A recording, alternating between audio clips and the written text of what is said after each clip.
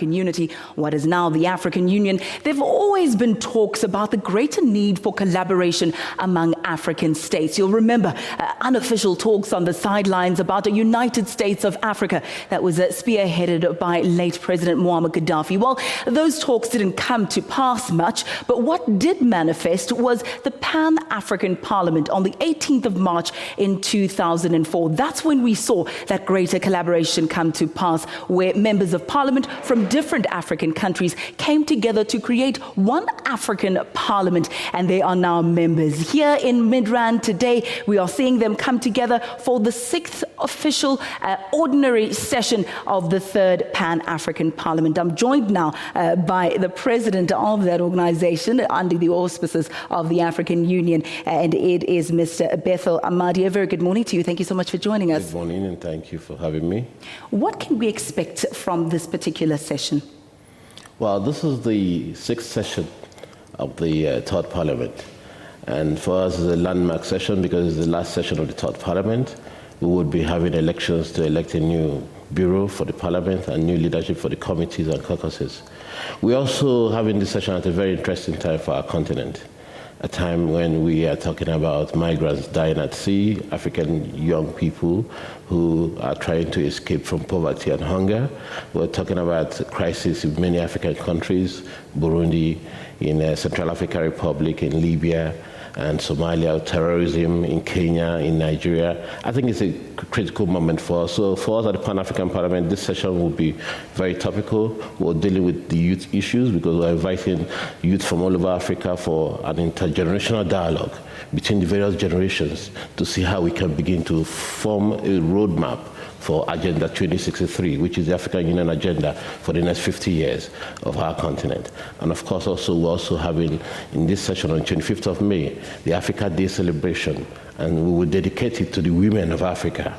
We look at issues concerning women empowerment and issues dealing with those social and economic factors that have kept the glass ceiling, removing the input of 50% of Africa's population are women. Africa currently is running with one leg tied behind its back unless we bring our women on board. A number of those issues will be discussed. We do know that President Uhuru Kenyatta will be delivering the opening address, and we will be looking out for those. But let's zone in on some of those topical issues you discussed. I'd like to bring in the issue of former Egyptian President Mr. Mohamed Morsi. We do know that there is a death sentence hanging over him. What is your official position as the Pan-African Parliament? Well, we haven't discussed that because that incident happened only yesterday, but we believe that the right to life of every African citizen should be respected and the constitution of each country should be followed. And we believe that the government should engage in dialogue with all the various stakeholders in every society, because we think that the political space must make provisions for all shades of opinion within that society.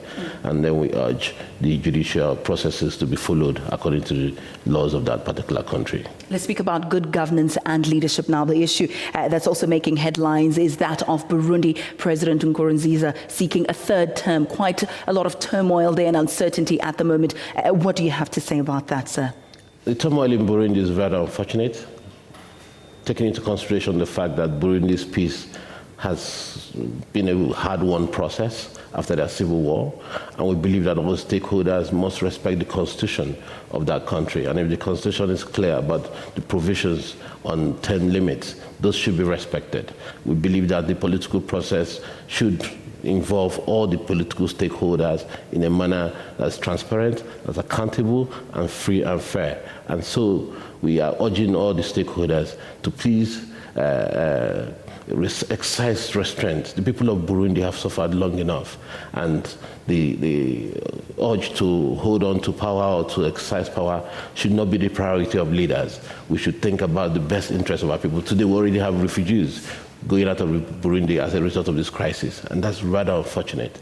We believe that the leaders should sit together around the table and find a negotiated process from this very predicament. As briefly as possible, that issue of those who will be seeking exile or leaving the country as refugees is something that continues at the moment. I'd like you to answer this two-pronged question, that of xenophobic violence that's not only manifestation in South Africa but also experienced abroad, and also the matter of immigrants who are fleeing the continent in droves and risking their lives to flee to Europe? I believe that the crisis that we had recently in South Africa of xenophobia is very unfortunate and very sad, especially considering the fact that we are working in this continent to see how we can integrate our continent. Continental integration requires free movement of people, goods and services across our continent. You cannot integrate Africa unless you integrate the people. You cannot integrate by governments only. No, the integration process should be the people of Africa. It should include economic integration. It should include freedom of African citizens to move around within the laws of those very countries and be able to work and live there. It's a rather unfortunate development, but it's something that we have urged in a clear statement, the government and people of South Africa, to please ensure that African citizens who are residing here are protected to be able to go about their lawful duties. And those who have committed crimes should be dealt with by this process.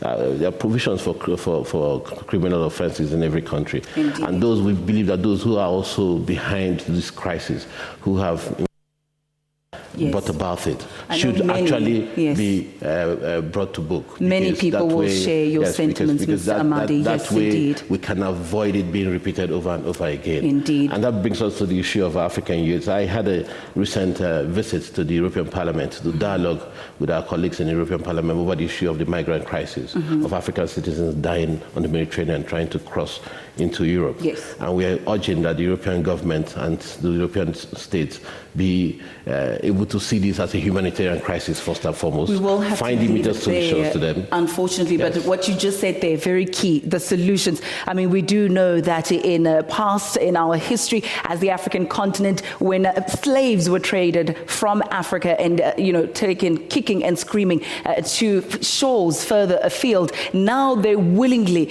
risking their lives to flee Africa. So that brings us to the question of what went wrong and how do we fix it? And I'm glad you spoke about solutions. Those issues will be thrashed out at the Pan-African Parliament, and we will bring you regular updates in just a moment. Stay with us.